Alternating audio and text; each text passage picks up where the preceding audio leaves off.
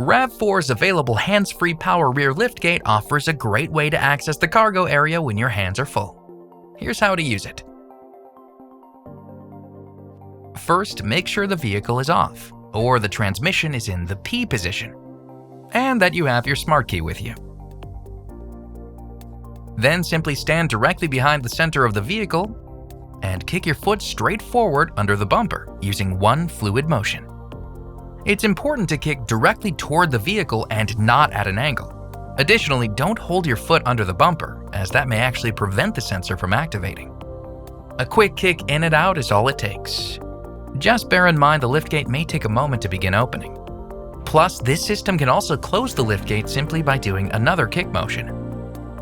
Finally, please note that if you have a tow hitch installed, it will interfere with the kick sensor functionality, and we recommend turning the sensor off in that case.